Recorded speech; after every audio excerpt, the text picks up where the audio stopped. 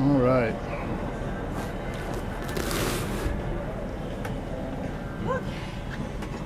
That's fine.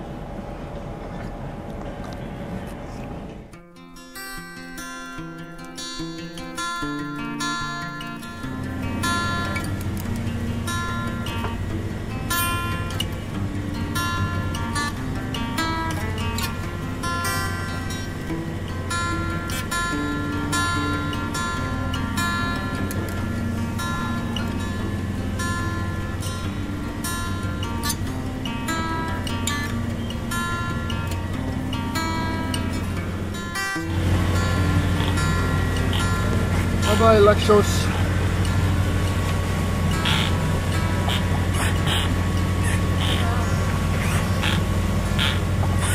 There's a little bit of swell, but overall, compared to the last couple of days, I mean, we're kind of good. We got a chance to get a mainsail back up. I think we're in pretty good shape, but the winds are a lot lighter than what they forecasted for the day, but I think they probably will fill in as we get offshore, and also as the day progresses.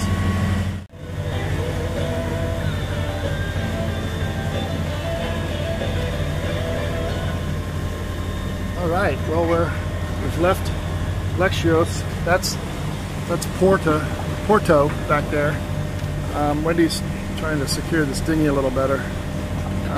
We're dealing with some swells.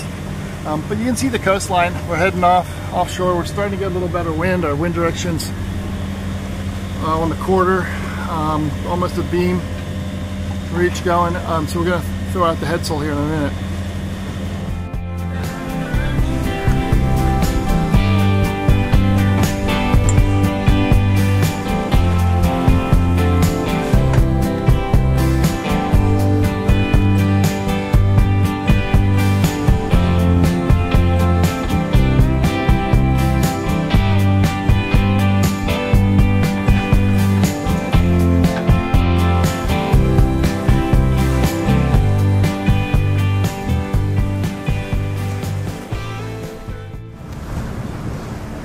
Finally, actually sailing instead of just motoring. It's nice. We're seeing about 20 knots of wind. It doesn't feel like it because we're going downwind. We're running off the wind, but just really making some good time too. We're seeing 6 knots through the water and almost 10 and 11 sometimes. With the currents carrying us.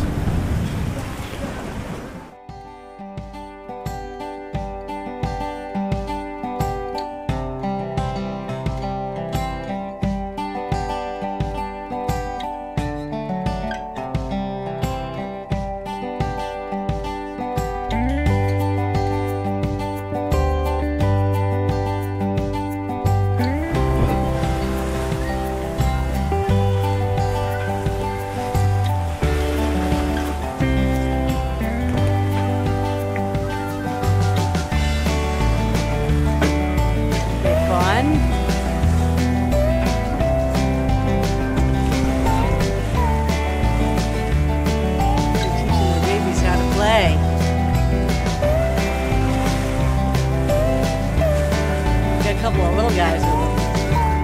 Oh, look at them. Look at them. Babies. Hi, guys.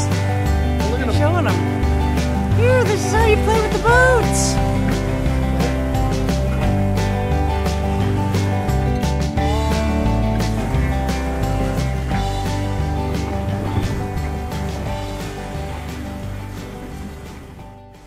Another boat behind us is catching up on us slowly. I'm sure he's doing everything he can to eke out another knot, overtake us. In the meantime, we've got some really fairly significant swells coming through. They don't really look very big on camera, I'm sure, but every 10 minutes or so we get a huge one. But Talisman's loving it. We're running at 7.5 knots speed over ground, and we could be doing better than that if we weren't running so far downwind. I mean, we're barely filling the headsail.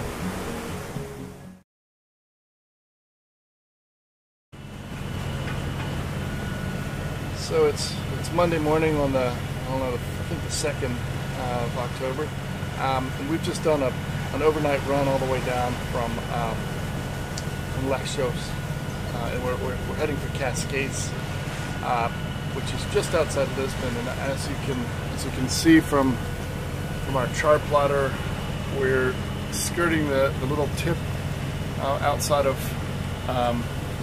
Lisbon. We're going to try to stay inside that traffic separation zone for the big ships, and I'm actually going to cut this corner a little bit here, and we've switched tacks. Preventer's now on the other side, and it's a beautiful day, just as predicted. Pretty high pressure. The wave action went down significantly.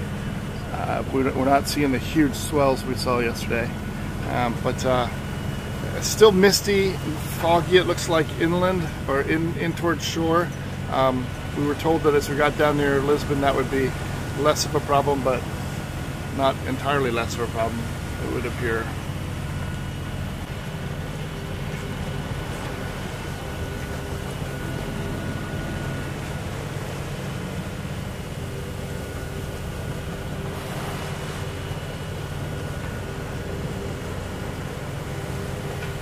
Tip of Portugal, out by Lisbon. Turn a port around the bottom side of that.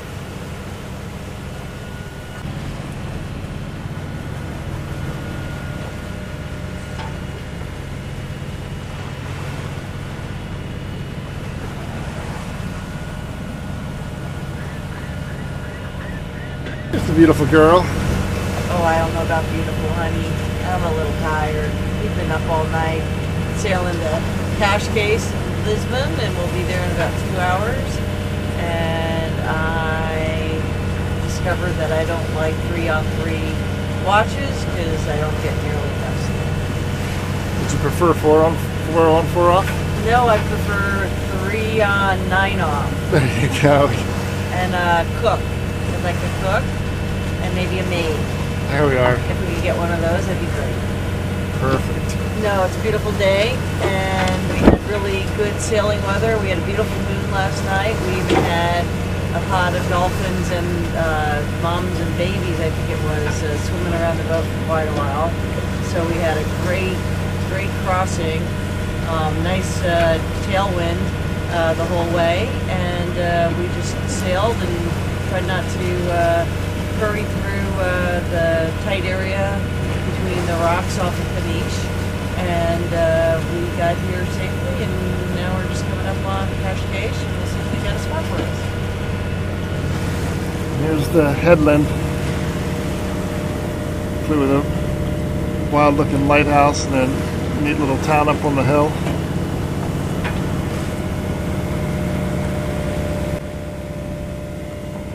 We were warned to put a cone, motoring cone up. Apparently they get upset about that. So there's a motoring cone. Whether they really care or not, I don't know. What do you think of our passage, honey? I thought it was great. I mean, like Wendy said, it was great sailing. We had big swells in the current behind us, and they were big swells too. The boat handled it very well. We didn't use the engine. We just sailed down, and we were doing, I don't know, between 6 and 7 knots the whole time. Occasionally getting above 7, you know, but the winds were somewhat light. I mean, well, you know, we're running with the wind, and so yeah, it was. You know, the apparent wind was low, but I think it was above 20 quite a bit of the time. And that's, I think, a part of where the speed came from. We had a guy in a catamaran behind us the whole way, and I could just see he was trying to catch us desperately.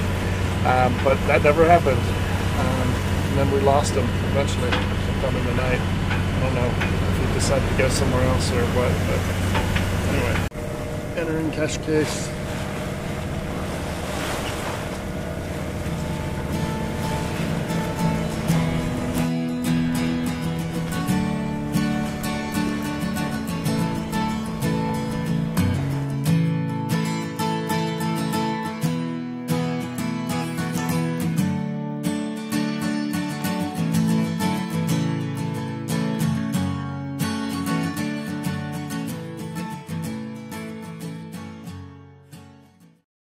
So unfortunately I forgot to GoPro our approach going to Cascais. Cascais. A lot of SH's in Portuguese. Anyway, yeah, so here we are, we're in the slip with all in one of the berths with the medium-sized boats. There are some serious super yachts here, and this place has a reputation for being expensive, but 33 euros a night is not outrageous. We've been paying between 24 and 45, so that's that's kind of in the middle. Imagine the restaurants and stuff are not inexpensive. Well, here's Talisman, loving life in southern Portugal. Oh look, honey, a post office in case you need to send money to someone. Yeah.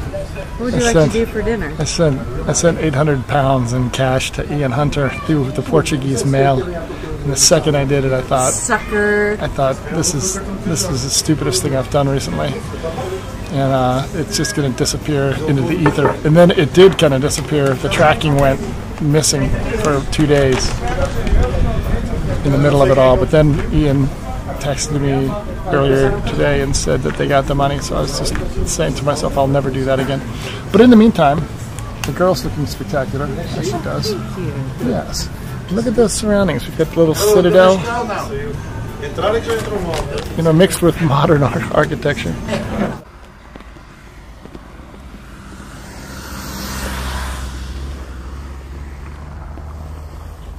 Palmetto trees. Did some nice work on the landscape.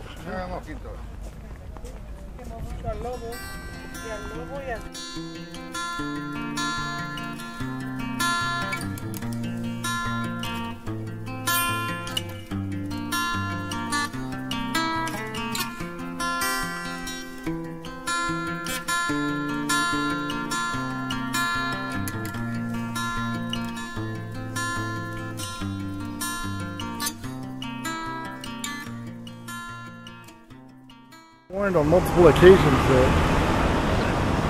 that Cascais was expensive. And it's not so much that it's expensive. It is expensive, but it's expensive because it's a really wealthy town. I mean, everywhere you look, it's just the architecture and everything is done up. It's like going to Vale or Aspen or something. Yep. And so we're glad we brought here. Yeah, we're glad we stopped here.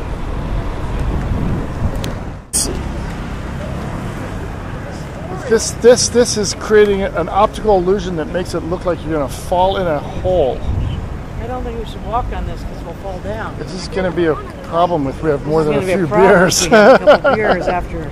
There's an Irish pub right there.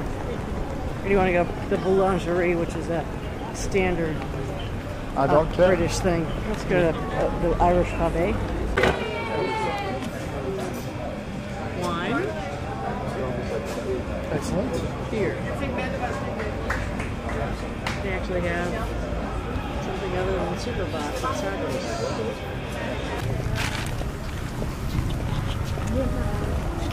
Starbucks. Wendy says you can double park if you've got a $200,000 car. You can do anything you like with a $200,000 car. So this is something interesting. We saw this morning. I didn't have my camera with me, but as you can see, this race series occurred over the weekend, and these are basically shipping containers. If you look, they've got the attachment points from a traditional shipping container. These are 40-foot boats, carbon fiber rockets, and the keels come off You can see one of them, it's like a mortise and tenon type of deal. They draw easily 10 feet, maybe more. A big high aspect fin keel with a torpedo. They've got retractable motors that drop down in the back for propulsion when they need to, you know, come into port, come into the marina. But otherwise, they are just absolutely mirror smooth on the bottom. And here they've just since this morning they've shrunk wrapped these in preparation for shipping to the next location. This one has a cover that's obviously, you know, removable, but this is how it looks before it gets shipped. And anyway, there's one of the motors down. Give you an idea of what the thruster looks like underneath of it. Just unbelievable amounts of money involved in an operation like this. Each one has a shipping container that goes with it, at least one shipping container. And these guys had their big industrial sewing machine out earlier, making some repairs. And that thing that's underneath that canvas there, behind the guys, is a big sewing machine. They have their lines organized and their sails. And to give you an idea of what these look like, how much sail area they carry, here's a photo of them racing, and you know, just an amazing operation. Oh yeah, and it's just like a case, whatever you say. It's nothing inside. Yeah. Right. So it's all carbon fiber. Yes, 100%. 100%. Breaks pretty easily. Yeah, no doubt. Do you guys do the repairs when it breaks? Not us. Those two guys do it. Those guys do. Yeah. And, it's pretty cool. So the keel is like a mortise and tenon type thing. It just comes right off. Kind of, yeah. So you have the carbon fiber blade goes down, and then you have the lead down there. It's pretty cool. Cool boats. Very cool. You probably see it below action. We saw them this morning when we were walking by, and I just didn't have the camera with. So I When you're came still back, putting and them now back. half of them are all shrunk wrap, but there's still a few out, you know. Yeah. So and we were admiring the sewing machine you guys had, because we have one like that at home. Oh yeah? Yeah. A big Juki industrial sewing machine. Perfect. I wish I Picture could the get it on sails. our boat. Yeah. Well, ours is a straight stitch. We don't have a zigzag on it. So Yeah. you know, that's next machine we buy. Yeah, when we buy a bigger boat to put it You know, on. I got ours for $500. Yeah? Your boat? No, No. the sewing machine. No. All right, guys. Thanks much. Cheers. You bet. Cheers. You too. Good luck. Awful lot of work to make this happen. So today is scooter rental day for us, and One of us is going to die. we're trying not to die. It's 70 kilometer an hour speed limit along here, and we're barely doing 50. Cars are trying to pass us. You know, It's a little dangerous. yeah, I know, and we're totally not used to the things. We're getting there though. So, Cool place though. yeah, very cool place. There's a fog out there. You can fog out offshore. We'll get some better video. Anyway, we're following the map. Following the map, we are on page 2, page 3 now. Page 3. We're gonna go riding up this road, baby, up to here. Okay. Turn right, then go ahead, turn left at the junction. Turn right where? I don't know, here. Turn to the right at this point, I think. 100 meters. Go up the hill. And go left at the junction, go up there. They're having a surfing competition right now out here, and it is windy. It is Surfing spot. blowing like crazy. We had to drive by, they're so crowded.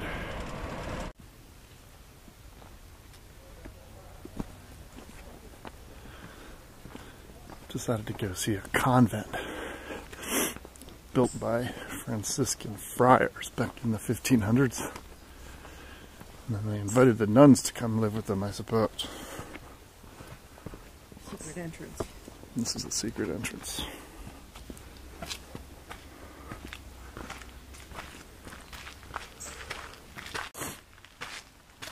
Pretty cool way to get here.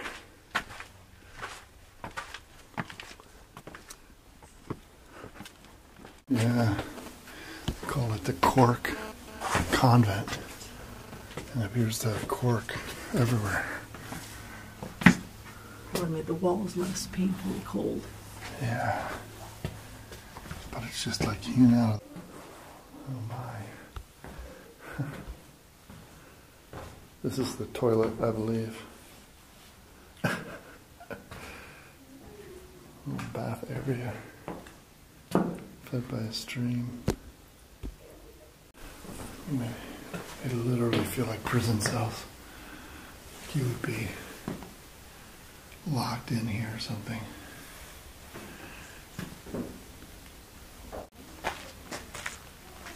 I mean, it's probably protected as much by just being hidden. You know, we rode our scooters for miles and miles on paved road and still missed it twice.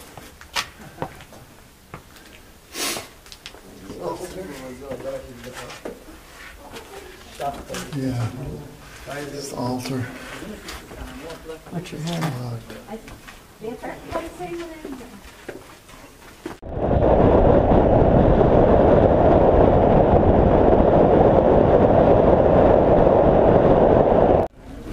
Boy, do we feel like tourists now. Oh, you got your camera out? Yeah.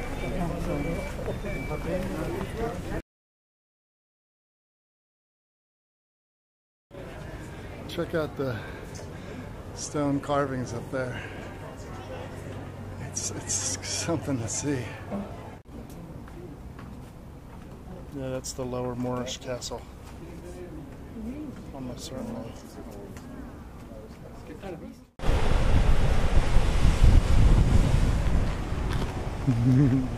Girl having fun. Oh yeah. And here's a little cable car, little narrow gauge cable trolley.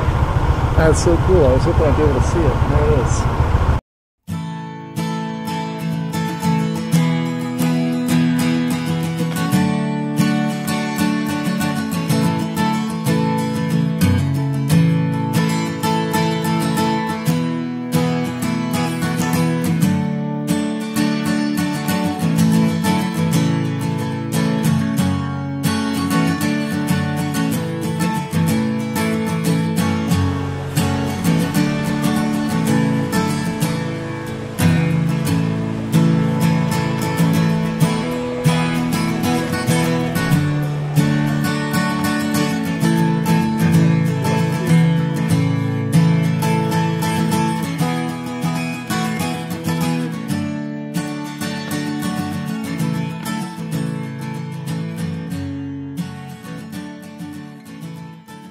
Alright, so we've been in Cascais for how long? 3 days? We lose track of time. I don't know. But the boat is largely back together. We have our new furler installed, new furler swivel up top installed. We have some minor things that need to be done, but otherwise we're in pretty good shape.